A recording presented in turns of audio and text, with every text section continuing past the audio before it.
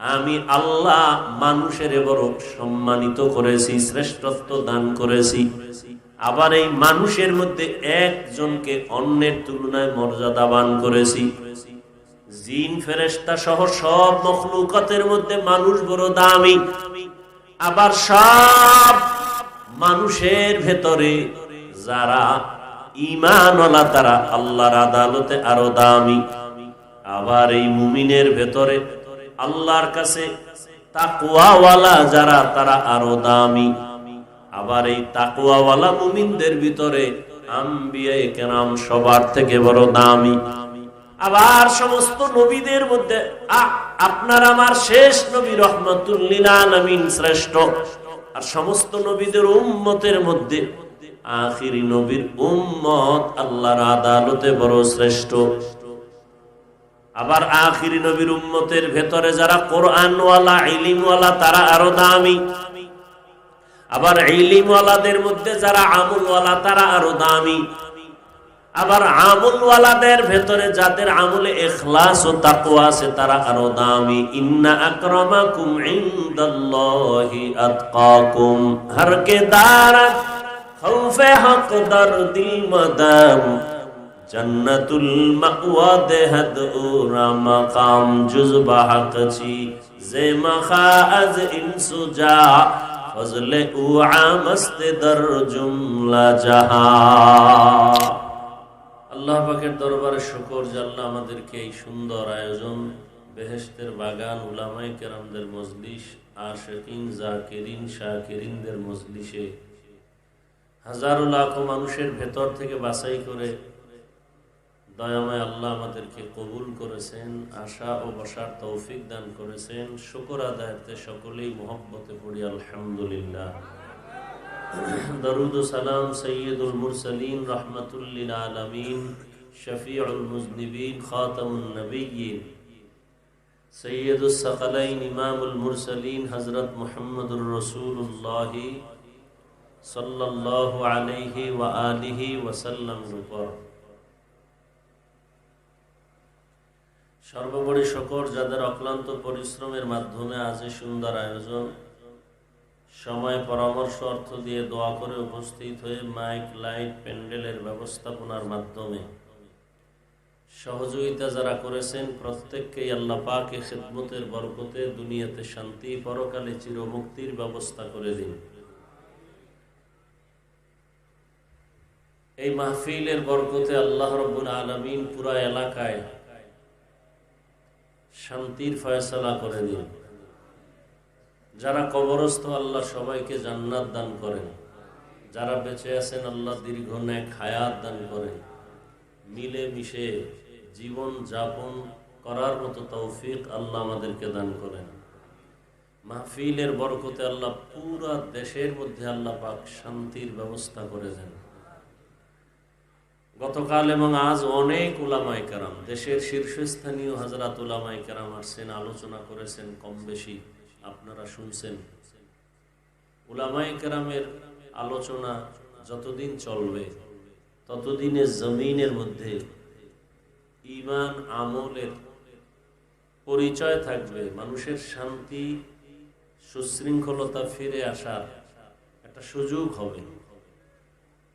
এজন্য সারা দুনিয়ার বিধর্মীরা উলামায়ে কেরামদেরকে টার্গেট করে করে জমিন থেকে তাদেরকে কলঙ্কিত করার এক ষড়যন্ত্রে লিপ্ত। সব থেকে বেশি দুঃখ হলো এই কথাটা, এই অবস্থাটা আমাদের মুসলমান আল্লাহর বান্দা কিছু বান্দিরা না বুঝে তারাও আলেমের পিছনে লেগে আছে। আর লেগে থাকার একটা সুন্দর সুযোগ ফেসবুক। কে কি লেখে কি বলে কেউ তো আর দেখার সুযোগ নাই, বলার সুযোগ নাই, পারমিশন লাগে না। আর ইসলাম দিয়ে তো আর দেশ চলে না, না হয় এদেরকে আইনের আওতায় নেওয়া খুব ইজি ছিল। তবে আমরা যতটুকু বলার চেষ্টা করি, আমি তো বলি যারা উলামায়ে কেরামের বিরুদ্ধে ফেসবুকে লেখে এরা মা বাবার অভিশপ্ত সন্তান। মতো শক্ত কথা বাংলাদেশে আর কেউ বলে না, বিশেষ করে এই মোবাইলের গজব নিয়া। আল্লাহ মোবাইলের গুনাহ থেকে গোটা জাতিকে হেফাজত করেন। মোবাইলের গুনাহ থেকে আমাদের অন্তর, আমাদের হাত, আমাদের জবান, আমাদের কান, আমাদের চোখ হেফাজতে রাখার সর্বাবস্থায় আল্লাহ তৌফিক দান করেন।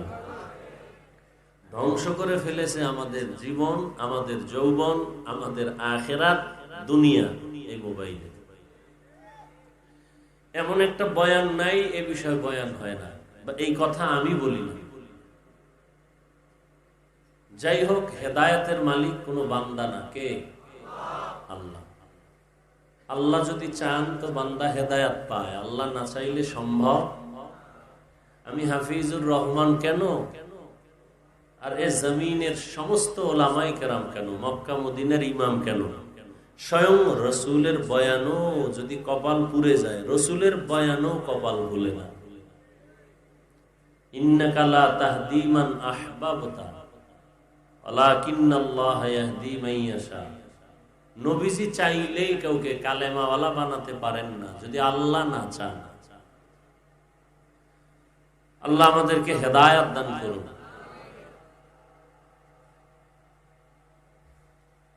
কিছু কিছু আল্লাহর বান্দারা বলে যে আমরা মুসলমানদেরকে এত বয়ান করি কেন, কালেমার দাওয়াত দেই কেন, বিধর্মীদেরকে দিব, নবীজি দিছেন।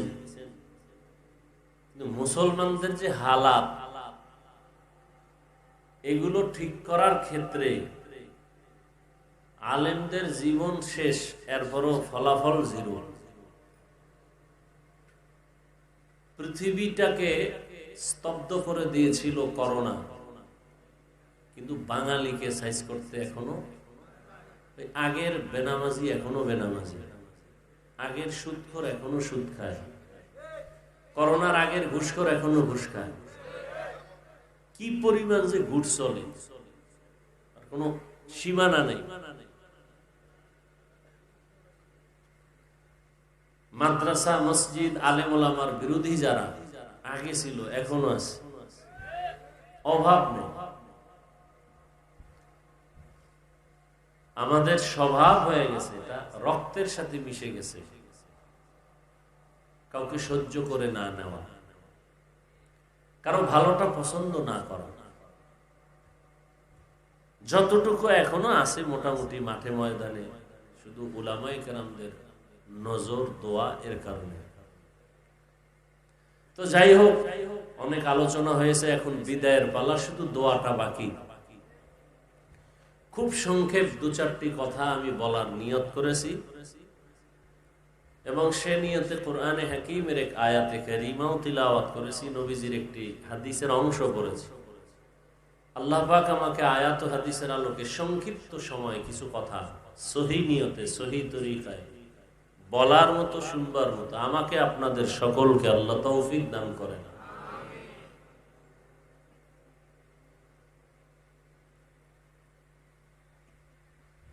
وَأَمَّا مَنْ خَافَ مَقَامَ رَبِّهِ وَنَهَى النَّفْسَ عَنِ الْهَوَى فَإِنَّ الْجَنَّةَ هِيَ الْمَأْوَى।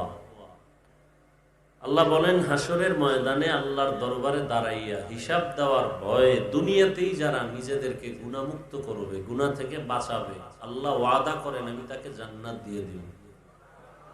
আর আস্তে করে বলেন,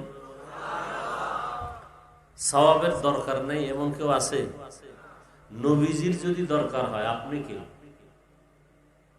সাহাবায়ে কেরামদের আমল, ইখলাস, নামাজ, তেলাওয়াত, জিকির, সেই তুলনায় আমাদের সাথে কোনো তুলনা হবে? এত সুন্দর নামাজ, এত সুন্দর তিলাওয়াত, এত সুন্দর জিকির, এত সুন্দর তাসবিহ, এত সুন্দর তাহাজ্জুদ পড়িয়াও মৃত্যু পর্যন্ত শুধু কান্নার উপরে ছিলেন। তাদের তুলনায় আমাদের নামাজি নাই, রোজা নাই, তেলাওয়াত নাই, কিচ্ছু নাই। আছে একটা ফ্যাশন। ধান খেতে দেখবেন মাঝে মাঝে লাঠির মধ্যে জামা দিয়া এরকম রাখে, দূরের থেকে মনে হয় একটা মানুষ, ভেতরটা টোটাল খালি। আমরা যা আমল টামল করি ওইটার মতোই, ভেতরে কিচ্ছু নেই। মানুষকে দেখাই নামাজ না পড়লে মানুষ কি বলবে, রোজা না রাখলে মানুষ কি বলবে, কোরবানি না দিলে মানুষ কি বলবে। যেইভাবে তেলাওয়াত করলে আল্লাহ খুশি হবেন ওই তেলাওয়াত নাই, করি না, চেষ্টাও করি না। রমজানুল মুবারক চলে গেল, বহু আল্লাহর বান্দা রোজা রাখে নাই। রোজা রাখা যে প্রয়োজন, না রাখলে গুনাহ হবে, এটা অনেক মুসলমানের খবর নেই। তামাশা করে, দ্বীনের আমল নিয়ে তামাশা, নামাজের খবর নেই।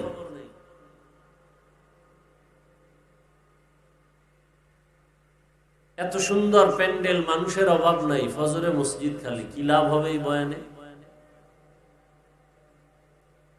যদি এমন হতো যে হ্যাঁ মসজিদে গিয়া যুবকরা দাঁড়ায় গেছে, তাহলে কিছুটা আশ্বস্ত হওয়া যেত যে হ্যাঁ ওয়াজ কাজে লাগতেছে।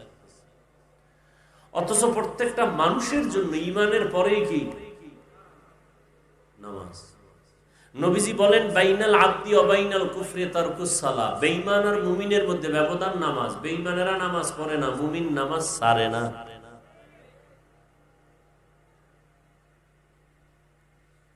নামাজের খবর নাই।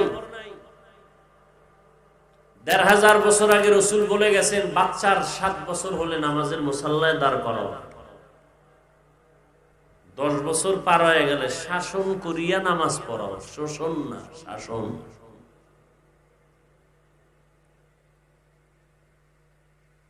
নামাজ যার যত সুন্দর তার আমল সুন্দর, তেলাওয়াত সুন্দর। নামাজ ভালো তার আখলাক ভালো, নামাজ ভালো তার লেনদেন ভালো, নামাজ ভালো তার ওয়াদা ভালো।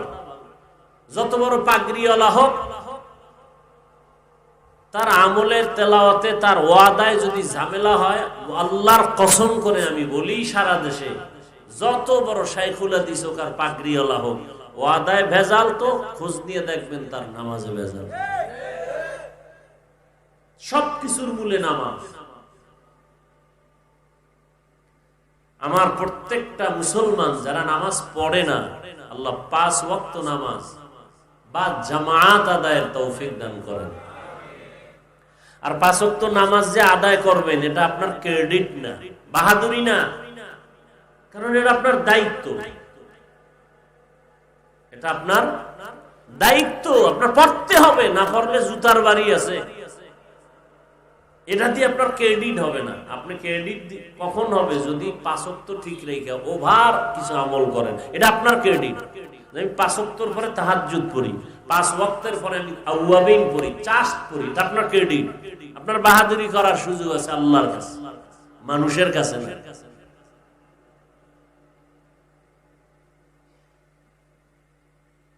নবীজি বলেন ইত্তাকিল মাহারিম তাকুন আবাদান নাস, তোমরা হারাম থেকে নিজেদেরকে বাঁচাও তো আল্লাহ মানুষের কাছে মর্যাদা বাড়ায় দিবে। আল্লাহর কাছে তো মর্যাদা বেড়েই আছে, কারণ আল্লাহ পাক মানুষ বানাবার আগেই মানুষকে সৃষ্টির শ্রেষ্ঠ মর্যাদা দিয়া এরপরে বানাইছে। বানাইয়া শ্রেষ্ঠ মর্যাদা দেন নাই, মর্যাদা আগে সিদ্ধান্ত নিয়ে কমপ্লিট, এরপরে মানুষ বানাইছে। ওয়ালাকাদ কাররামনা বানি আদম وحملناهم في البر والبحر ورزقناهم من الطيبات وفضلناهم على كثير ممن خلقنا تفضيلا। বনি আদম বড় দামি। ঘোষণাকার বনি আদম এত দামি, জমিনের মধ্যে আল্লাহ এত সম্মানিত দামি করে কোন প্রাণী আল্লাহ বানান নাই। আগুনের সৃষ্টি জিনেরাও শ্রেষ্ঠ না, নূরের সৃষ্টি ফেরেশতারাও শ্রেষ্ঠ না, একমাত্র মাটির সৃষ্টি মানুষ আল্লাহর আদালতে বড় দামি। আল্লাহ বলেন আমি এদেরকে জমিনে বিচারণ করার জন্য রাস্তার ব্যবস্থা করেছি, পানির মধ্যে চলার মতো আয়োজন করেছি। যেই লোহা পানিতে ফেলে দিলে পানির নিচে চলে যায়, মানুষ জ্ঞান খাটাইয়া ওই লোহা দিয়া স্টিমার বানাইয়া আবার পানির উপরে ভাসমান রেখে এক দেশ থেকে ভিন্ন দেশে ব্যবসার জন্য চলে যায়। সারা দুনিয়ার এক প্রান্ত হতে ভিন্ন প্রান্তে পানির উপরে লোহার তৈরি করা জাহাজগুলো মাল নিয়ে সারা দুনিয়ার থেকে এক প্রান্ত থেকে ভিন্ন প্রান্তে যায়। আল্লাহ বলেন, এটা আমি মানুষের সম্মানের জন্য করেছি। আমি আল্লাহ মানুষকে আবার জমিনে থাকার পরে সুন্দর পিওর খানার আয়োজন করেছি। মানুষের খানা আমি আল্লাহ দেই, গর্তের পিপিলিকার খানা আমি আল্লাহ দেই, জঙ্গলের হাজারো প্রাণীর খানাও আমি দেই, নদীর মধ্যে কোটি ধরনের প্রাণীর খানাও কে দেন?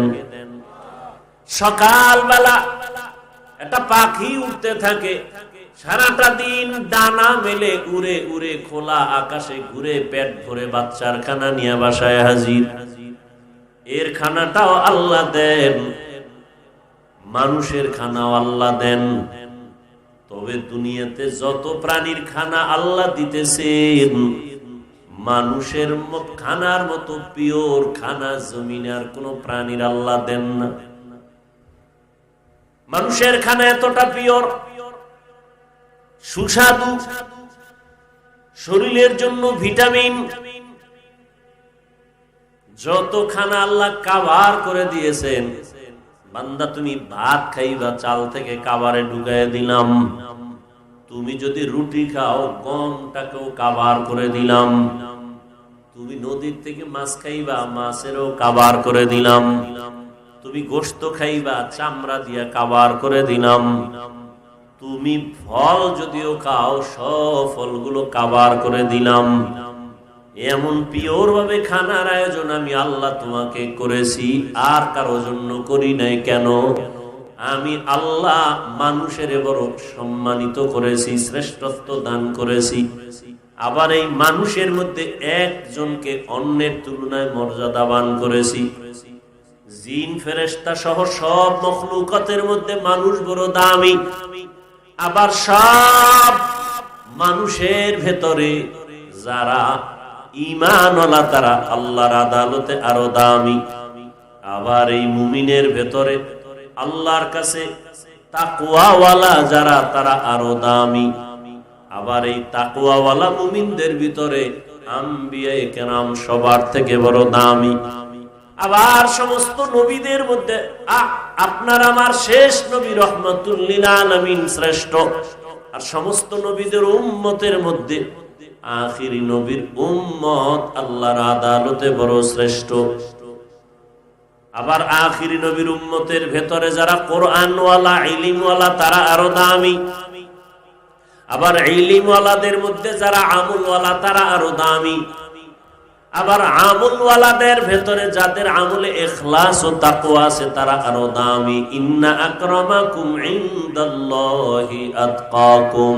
হর কে দারাত খৌফে হক দরদিল মাদাম, জান্নাতুল মাওয়া দেহাদ উরা মাকাম জুজবা হকছি জে মাখাজ ইনসুজা ফজলে উ আমস্ত দর জুমলা জাহা। আল্লাহর ভয় অন্তরে জমা করার নাম তাকওয়া। রহমতের নবী মক্কা নগরীতে যখন আসলেন, সেই সময়ের মানুষগুলো ছিল পৃথিবীর মধ্যে সব থেকে বড় খারাপ। মক্কার মানুষের মতো খারাপ জমিনের মানুষ আর কোথাও এত খারাপ মানুষ ছিল না। রহমতের নবী আসছেন, নবীজির আদর্শের মালা যখন গলায় পড়েছে, চরিত্রহীন মানুষগুলো এত দামি হয়ে গেল। আল্লাহ তাআলা জিব্রাইলকে দিয়া লিস্টি পাঠায় দিছেন, যাও নবীকে জানায় দাও লিস্টির ভিতরে যাদের নাম আছে সবাই বিনা হিসাবে জান্নাতি। নবীজি মক্কায় আসলেন, যেই মক্কায় একটা ঘর বড় দামি বাইতুল্লাহ, তাকাইলেই গুনাহ মাফ। ইন্না আউওয়ালা বাইতুন উযিআ লিন-নাসি লাল্লাযী বিবাক্কাতা মুবারাকাও ওয়া হুদা। মুবারাকান ওয়া হুদাল লিল আলামিন। হেদায়েতের ঘর, ইবাদতের ঘর, এত সুন্দর ঘর, যেই ঘরের দিয়ে তাকাইলেই গুনাহ মাফ। জমিনের মধ্যে আল্লাহ পাক তার আপন মোহাব্বতের বান্দাদের জন্য অটো কিছু নেক আমলের রাস্তা খুলে দিয়েছেন। তুমি মায়ের দিকে তাকাও সওয়াব, বাবার দিকে শুধু তাকাইবা এতেই সওয়াব। আল্লাহর কোরআন তুমি কইলা শুধু তাকায়া থাকবা সওয়াব, বাইতুল্লাহর দিকে তাকায়া থাকবা সওয়াব। আল্লাহর প্রিয় গোলাম যারা আহলুল্লাহ তাদের দিকে তাকাও সওয়াব। এত সুন্দর ঘর, যেই বাইতুল্লাহর দিকে তাকাইলেই সওয়াব, সেই বাইতুল্লাহর পার্শ্বের মানুষগুলো এত খারাপ কেন? এর অনেক কারণের ভেতরে একটা কারণ হলো এই মানুষগুলো কোনো মুরব্বী মানে নাই, অভিভাবকহীন ছিল। ঈসা নবী চলে যাওয়ার পরে আর কোন নবী নাই। রহমতের নবী আসলেন, যারা তাকে মুরব্বী মানলেন তারাই দামি হয়ে গেল। এমন দামি কিয়ামত পর্যন্ত তাদের নামে শুধু দোয়া চলতে থাকে। আল্লাহ তাদেরকে দুনিয়াতে জিন্দা অবস্থায় জান্নাতের সুসংবাদ দিয়েছেন। রহমতের নবীর ছোঁয়া লাগছে, রহমতের নবী বিদায় বেলা বলেন, মক্কার চরিত্রহীন মানুষগুলো আমার দোয়া পাইল, আমার দেওয়া নিসবত পাওয়ার কারণে দামি হয়ে গেল। কিয়ামত পর্যন্ত আনেওয়ালা উম্মত আমাকে তো আজীবন পাবে না। আমি তাদের সামনে দুটো জিনিস রেখে গেলাম, এক হলো আল্লাহর কোরআন, দ্বিতীয় হলো আমি রহমতের নবীর আদর্শ সুন্নত। যারা ধরে রাখবে কিয়ামত পর্যন্ত, এদের সম্মানও যাবে না, তাদের ঈমানও যাবে না।